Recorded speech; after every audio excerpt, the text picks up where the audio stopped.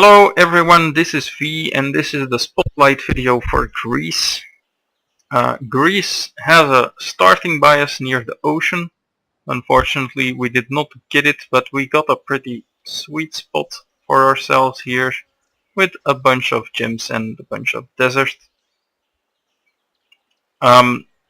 It doesn't have a priority coastal spawn spot, so yeah, there is that. We are in turn 15 and we have explored a little and found a number of city-states already, which will be important soon.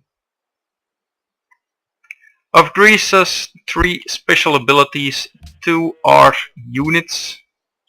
We have in bronzeworking the Hoplite, a slightly better spearman, which is, well, not great, but not bad. And in horseback riding we have the companion Cavalry, a horseman that is much better than a regular horseman. This unit has 5 move, which is extremely important. It is stronger than a regular horseman and it helps generate great generals if you actually get XP with it. I think it doubles it. I'm not entirely sure, but I believe that is what's the case. Let's take a look.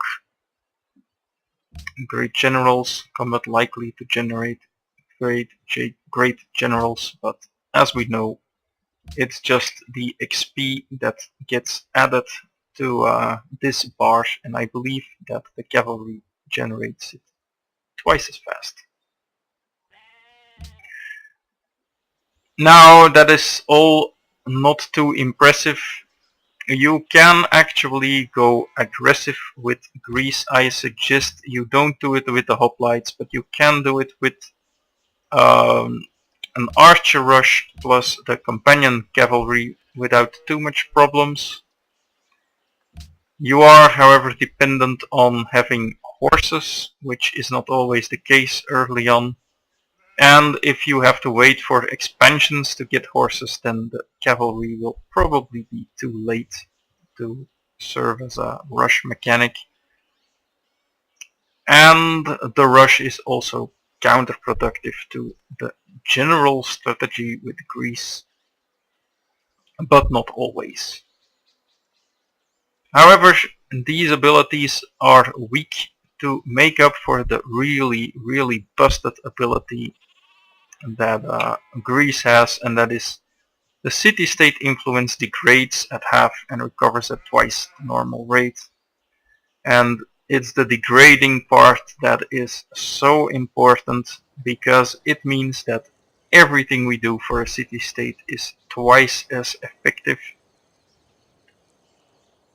So, well, one quest generating 40 normally takes 40 turns, more or less, depending on other factors of course, to decay, but for Greece that's 80 turns. Which means that doing quests is likely going to be enough to grab as many city-states as you want and keep them almost indefinitely.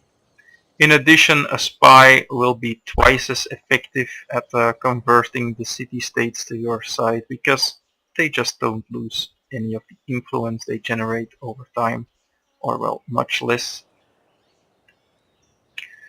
That means that most of your games with Greece are going to focus on questing for city-states, and it also means that since city-states are good for absolutely everything, you can go whichever path you want with Greece.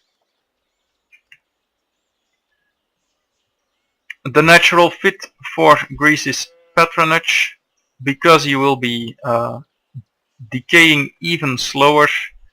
Your gold gifts will also have the added benefit of decaying slower. You will get a lot of science and even more benefits from the city-states. So a likely build is tradition plus some patronage.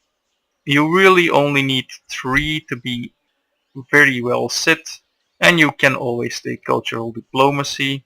I would not go for consulates, Merchant Confederacy and the full 3 because they are just a waste of resources. So these two policies I almost never take because the ultimate of this tree rarely procs. So yeah, just go tradition plus patronage or liberty plus patronage. Either way, you will be set for a very strong game. You don't have to take this, you don't really need it, but it definitely helps lock up the strategy even more. So what is the mid and late game going to look like? Well, I prefer to play Greece peacefully for at least a while. I don't like rushing with it because, well, you have to build up stuff. As you can see, there is no immediate neighbor on this side, so that's good. As usual, you can take out one neighbor without too much problems with a composite bow rush, but I usually will end my warring after that. Greece has a very easy time winning a diplomatic victory, but really any victory type is going to work pretty well for it. Because of the city-state bonuses, you are likely going to get good growth. You might even get an early religion, and everything can cascade depending on how much effort you put in getting those city-states.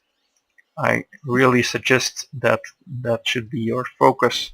Of course, you can completely ignore that if you want, but you are denying yourself a very enjoyable game of Civ, I think, if you do so.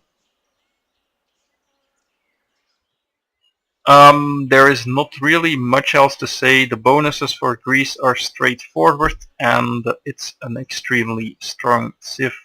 In my opinion, this is an 8 out of 10 and I have enjoyed all the games that I have played with it.